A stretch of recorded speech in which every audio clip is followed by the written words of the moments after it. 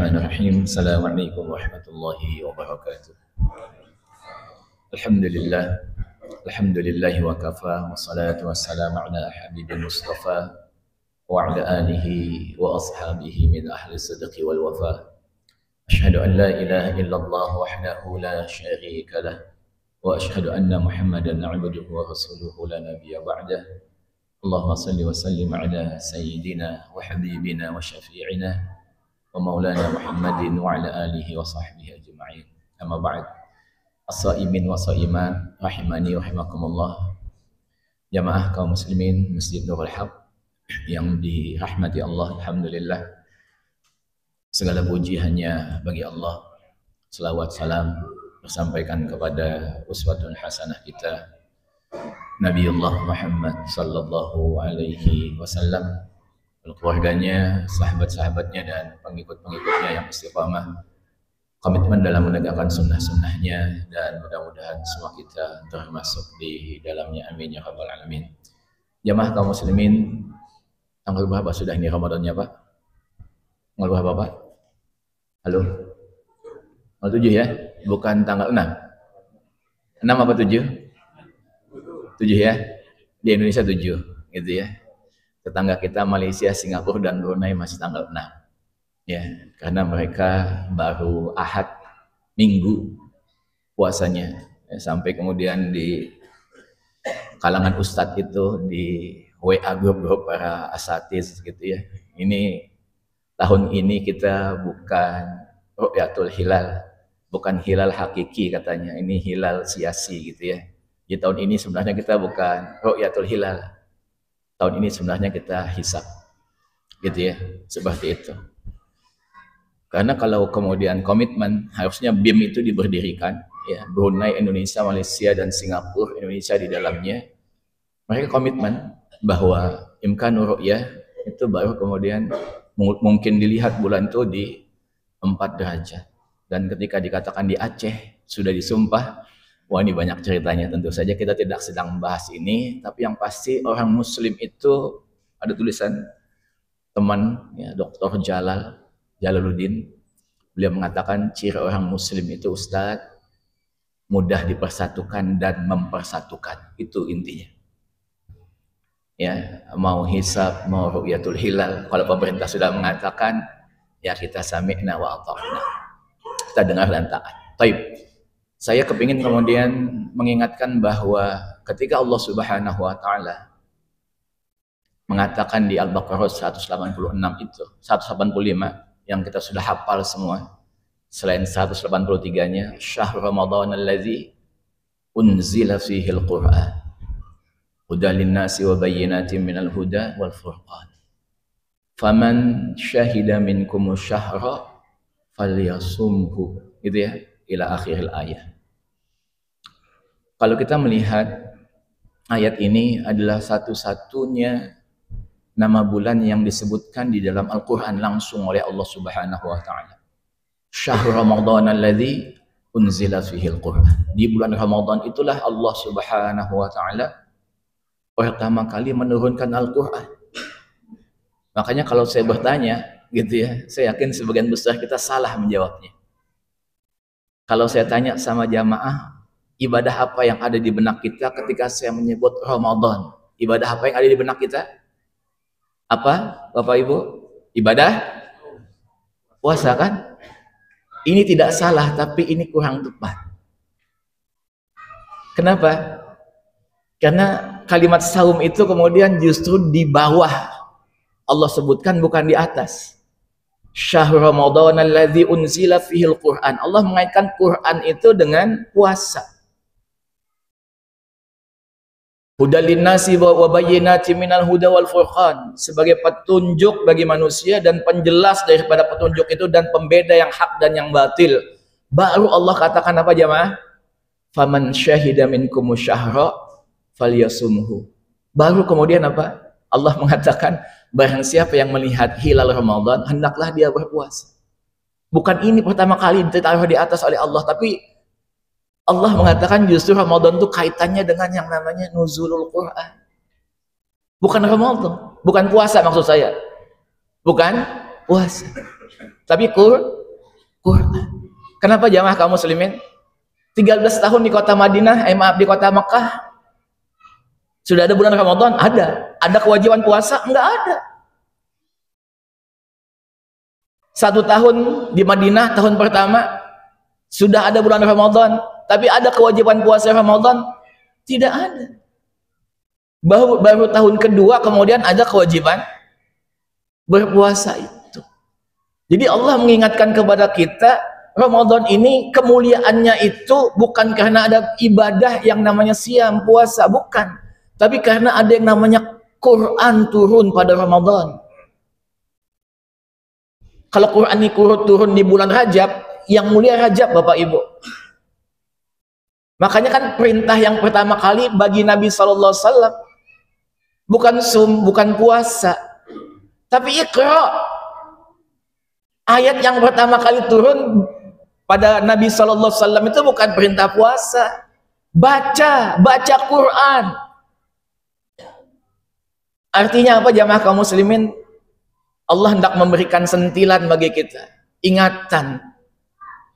Kalau kamu puasa, kamu nggak baca Quran, rugi.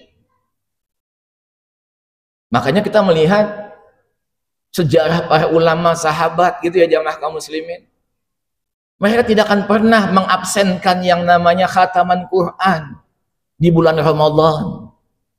Karena kalau puasa bagi mereka nggak nunggu kemudian apa Ramadan, mereka sudah terbiasa puasa sunnah. Walaupun yang wajib memang di bulan Ramadan. Makanya Imam Syafi'i, jamaah kaum muslimin, sehari 2 kali khataman. Kenapa? Itu tadi. Syahr Ramadan alladzi unzila fihil Quran. Malaikat Jibril kemudian menjaga Nabi SAW itu 2 kali lipat dibandingkan dengan di kesempatan yang lain. Jagain puasa Nabi beliau, jagain bacaan beliau SAW. Ya, jadi saya dulu termasuk orang kemudian yang mengatakan apa mungkin ya Imam Syafi'i satu hari 2 kali khatam. Dulu saya mengatakan ini kayaknya cuma utopia aja ini khayalan kan begitu ya. Tapi ternyata jamaah kaum muslimin, anak-anak kita sekarang itu yang lancar baca Quran, kemudian membacanya bukan tartil tapi di bawah, di tingkat lebih tinggi lagi, cepat lagi, hadhr.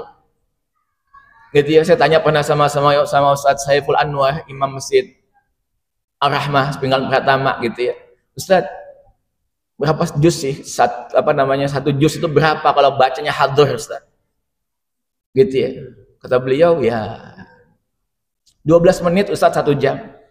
1 juz. Jadi kalau 10 juz 120 menit. Berapa menit? 2 jam. Jadi kalau khatam cukup 6 jam. Kalau 2 kali 12 jam, masih sempat Imam Syafi'i itu kalau mau tidur 8 jam jamaah kaum muslimin. Ya kita nggak usah muluk-muluk lah seperti itu ya. Kita bisa mengkhatamkan 1 kali aja luar biasa. Bahkan ulama mengatakan begini nih. Kalau Ramadan kemarin 1445, kemudian kita ketemu lagi sama 1446, dan Anda dalam 1 tahun itu belum pernah mengkhatamkan Quran 1 kali di rentang waktu 1445 1446, sungguh Anda telah mendapatkan musibah yang sangat besar. Bukan rumah Anda terbakar, bukan mobil Anda hilang, bukan dunia Anda hilang, tapi sungguh telah mengundang musibah. Orang yang ketemu dengan Ramadan kemarin, ketemu lagi dengan Ramadan ini, perjalanan rentan 1 tahun, dia tidak pernah menghatamkan sekalipun Al-Quran, sungguh ini musibah. Ya, kalau kita baca dalam kitab Tanbihul Ghafilin, Abu Lais As-Samarqandi, beliau mengatakan bukan 1 tahun. Orang yang ghafilin itu beliau katakan yang lalai dengan Quran itu, kalau setahun nggak bisa mengkhatamkan Quran 3 kali. Ini 1 kali nggak sama sekali gitu ya jamaah kaum muslimin. Jadi tolong yuk, Allah mengingatkan kepada kita kemuliaan Ramadan itu terletak dari Qurannya, bukan terbalik Bapak Ibu. Quran jadi mulia karena turun bulan Ramadan, enggak. Apapun yang ditempeli oleh Ramadan ini dia akan jadi mulia. Maaf, yang ditempeli oleh Quran dia akan mulia. Dulu Mekah dan Madinah itu Bapak Ibu ya kayak Balikpapan lah, sama-sama Rinda, nggak ada bedanya. Begitu nuzul Quran di dua kota ini menjadi kota suci, kota mulia. Gitu ya. Ramadan bulan biasa-biasa aja sebagaimana 11 bulan yang lain. Begitu turun kemudian Quran di Ramadan, jadi dia kemudian bulan yang mulia. 10 akhir Ramadan itu sama aja dengan 20 awal Ramadan. Nggak ada bedanya. Kenapa jadi mulia di malam-malam ganjilnya? Karena disitulah momentum Quran turun. Nabi SAW adalah orang biasa saja. Tapi begitu nuzul Quran kepada diri beliau SAW, menjadi orang yang mulia. Makanya Nabi SAW mengatakan, ini yang menyampaikan mantu beliau langsung, Utsman bin Affan radhiyallahu taala anhu, yang bergelar Dzunnurain, orang yang memiliki dua cahaya. Ulama mengatakan makna dua cahaya itu karena menikahi dua anak Nabi SAW setelah saudaranya meninggal kemudian dilanjut Ruqayyah dan Ummu Kulsum. Tapi sebagian besar mengatakan Dzunnurain itu maknanya adalah dua cahaya, salat malam dan Quran yang nggak pernah lepas dari diri Utsman bin Affan. Beliau mengatakan apa? Rasulullah SAW bersabda, khairukum man ta'allamal Qur'an wa 'allamahu. Orang yang paling mulia, yang paling baik di antara kalian. Gitu ya, yang paling mulia, yang paling baik. Lawan katanya apa, Pak? Baik, Pak. Jahat. Gitu kan? Kalau mafhum mukhalafah kata ulama-ulama usul fikih itu mafhum mukhalafahnya mana sebaiknya? Seakan-akan Nabi hendak mengatakan kalau sebaik-baiknya kalian yang belajar Quran dan mengajarkannya, maka seburuk-buruk kalian, sebejat-bejat kalian, sejahat-jahat kalian yang gak punya waktu untuk belajar Quran, apalagi mengajarkannya, apalagi bulan di mana Quran diturunkan. Ini jamaah kaum muslimin. Kertas yang ada di mushaf ini kan sama dengan kertas kemudian tisu yang ada kemudian dijual di mana-mana itu jamaah kaum muslimin. Sama. Kenapa jadi mulia? Karena nempel yang namanya bacaan Quran. Dimuliakan nih kertas. Atau nanti insya Allah panjang umur Idul Adha, kulit kambing sapi itu ditaruh sembarangan, Pak. Tapi begitu sudah disamak kemudian ditaruh kemudian surah Al-Ikhlas, ayat kursi, bisa nggak kemudian ditaruh di tempat kita dulu ketika kemudian menjagal sapi dan kambing kita? Enggak, dimuliakan. Begitu kan? Jadi semulia-mulianya kalian yang menghiasi Ramadannya dengan Al-Quran. Ayo Bapak Ibu. Gitu ya, apalagi kemudian ada imam yang mau kemudian satu juz saja jadi makmum, kemudian nikmat. Kapan lagi kita mau berlama-lama dengan Quran Bapak Ibu? Ini momentumnya. Kalau kepingin juga cepat-cepat, loh ini bulan yang mulia, bulannya Quran. Yuk kita kembali ke Quran. Innallaha yarfa'u bihadzal kitab aqwaman. Allah memuliakan sekelompok orang dengan kitab ini Al-Qur'an. Wa yadha'u bihi akharin, dan dengan ini juga, dengan kitab ini juga kemudian Allah akan menghinakan sekelompok orang. Mudah-mudahan kita bukan yang dihinakan tapi yang dimuliakan. Dan memuliakan Al-Qur'an itu tidak cukup mengatakan dia kitab suci saya, enggak cukup itu Bapak Ibu. Ini kitab suci saya kemudian mengimaninya. Baca belum? Belajar belum? Gitu ya. Masya Allah, dan orang yang satu-satunya amal Bapak Ibu yang nggak berhenti kecuali kemudian kita sudah sampai di surga, tempat kita terakhir di surga itu cuma amalan Quran. Amalan yang lain menghantarkan kita selamat di sirat, selesai sudah tugas mereka. Kalau Quran sampai Allah Ta'ala mengatakan apa? Rattil kama turattul fid dunya. Bacalah Quran ini kan begitu ya, sebagaimana kamu membacanya di dunia. Sesungguhnya kedudukan kamu di sisi aku atau di surga nanti tergantung dari kemudian apa yang kamu baca, apa yang kamu hafal. Ini jamaah kaum muslimin, ini kesempatan kita, ada imam kita kan begitu ya, hafiz Quran. Ini kesempatan, ayo kapan lagi kita mau berlama-lama qiyam mendengarkan ayat-ayat Allah Subhanahu wa taala agar kemudian apa? Hati kita ini kemudian apa? Terobati. Tidak ada lagi obat yang paling manjur untuk hati yang bermasalah kecuali kemudian obat yang pertama dan utama itu adalah Al-Quran. Wa nunazzilu minal Quran ma huwa shifa. Quran itu diturunkan untuk menghidupkan hati kita yang selama ini kalah selama 11 bulan. Alpa, absen, ya. Sebagaimana dalam Al-Furqan itu ya. Waqala Rasul inna rabbi waqala Rasul ya inna qaumi ittakhadhu hadzal Qur'ana mahjura. Nanti umatku ini akan hijrah, akan jauh dari yang namanya Al-Quran. Imam baca kemudian 1 lembar aja, kemudian besok pengurus masjid dibilang tolong imamnya gantikan begitu. Yang cepat. Jangan yang lambat. Sudah 11 bulan Pak kita sholatnya cepat. Kapan lagi kita bisa menikmati bacaan Al-Quran? Dan orang yang berlama-lama qiyam dalam sholat, maka dia orang yang akan paling aman nanti ketika yauma yaqumun nasu li rabbil alamin. Ketika semua manusia menghadap Allah dalam keadaan berdiri, dialah orang yang kemudian berdirinya tenang, bahagia. Kenapa?